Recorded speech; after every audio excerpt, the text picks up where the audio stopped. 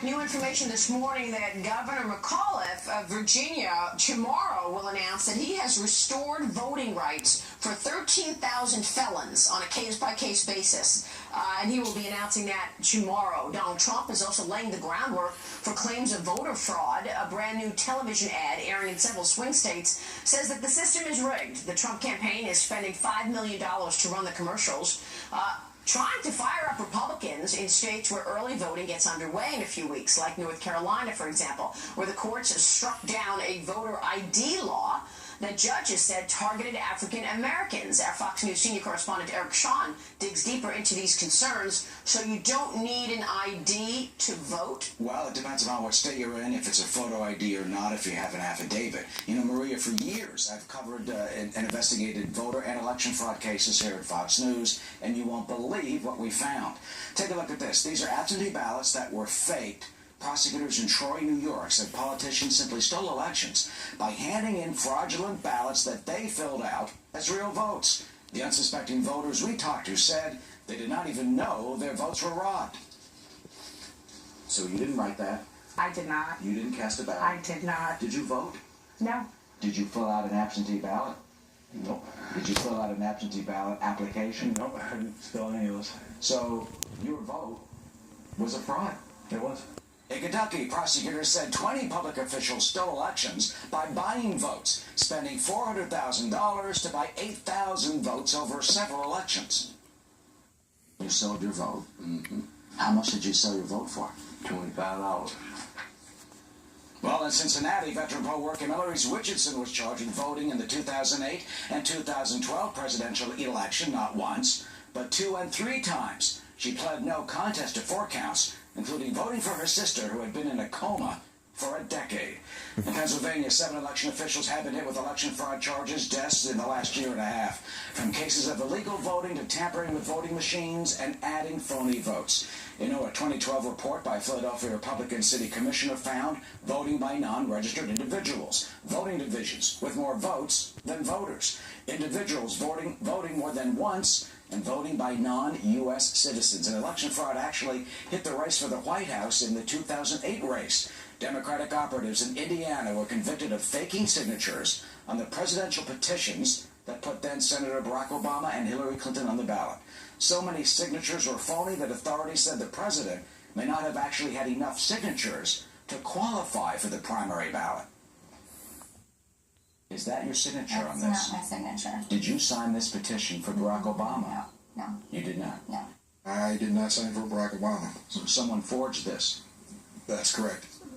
Well, so this is how it works in Indiana. It is unbelievable. You need 500 signatures from each congressional district in Indiana. In South Bend, President Obama qualified with 534 signatures. The prosecutors said 100 to 200 signatures were faked, so that brings the Obama number down below the legal number that he needed to qualify. The prosecutor told me, had this been caught at the time, Maria, the president probably would not have qualified for the ballot and would have been bounced from that primary ballot, but all this fraud wasn't caught until 3 years after the election. This is unbelievable, Eric. You've done such good work on this. We want to bring in, so congratulations, thank you. John Fund is with us. He is columnist for National Review magazine. John, thank you very much for joining us, and you two have done so much work on this. First off, the Terry McAuliffe situation in Virginia tomorrow, what's your sense? Would that classify as potentially raising a red flag for potential voter fraud? Well, felons aren't allowed to vote until they get their rights restored. They've proven themselves to be part of the mainstream of society. What Terry McAuliffe is doing is not on a case-by-case basis. He's trying to put every felon back on the voter rolls, including 232 serious sex offenders. So there was no distinction made between what kind of crime you committed and the kind of people Terry McAuliffe wanted to give back their voting rights to. So that could basically come under review in terms of whether or not this is voting fraud. Well, the Supreme Court has already slapped him down and said he can't do it for all 200,000, so now he's trying to do it for a small segment of that group. How worried are you? What's your reaction to Eric's report? Well, we have a sloppy, inefficient system. So sometimes you don't know when the sloppiness ends and the fraud begins, because the sloppiness feeds into the fraud. We make it so easy for people to vote in someone else's name. In New York City, investigators from the New York City Department of Investigation went out and tried to vote in the names of people who were out of state, dead, or felons. And 61 out of 63 times they were handed ballots. One of the times, the 2 times they weren't, is because somebody was trying to vote in the name of the son of one of the poll workers. So the point is, there's a 97% success rate, because if you don't have an ID law, as Eric said, in half the states you don't, there is no way to really catch someone, and once they vote, it goes in the ballots with all the other ballots, and you can never segregate it out and find out where the fraud is. Eric. Yeah, you know what we saw in 2008, the Norma Coleman, Al Franken race, that they separated by 341 votes. It wasn't until later that studies found at least 1,000 felons they believe illegally voted in that race, and 200 were convicted. 200 convicted, yeah. So, but that still didn't get to the 341.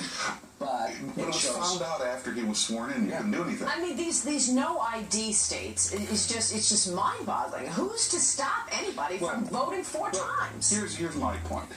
I don't think there are very many people who don't have an ID, but if there are, let's get them one, because you can't participate in the mainstream of American life. You can't get a job, you can't get a government benefit, you can't get on Medicare, you can't travel, can't cash a check. But these groups that are fighting voter ID laws, if they spent all those legal fees on actually getting people IDs, we wouldn't have this debate. Are we going to see any efforts to stop this, to make sure that we actually see a system that is fair? Well, the election officials I've talked to, they say that they are confident that any fraud will be caught. They pointed these cases, for example, as evidence of that. And in Rhode Island and in New Hampshire, the Secretary of States there say the way to do it is to have an ID, but with an affidavit. That if you don't have the photo ID, you fill out an affidavit. Your vote then has a paper trail to be challenged later if there's any type of problem. And those secretaries of states are Democrats, by the way. They are. And they're honest anti-fraud Democrats.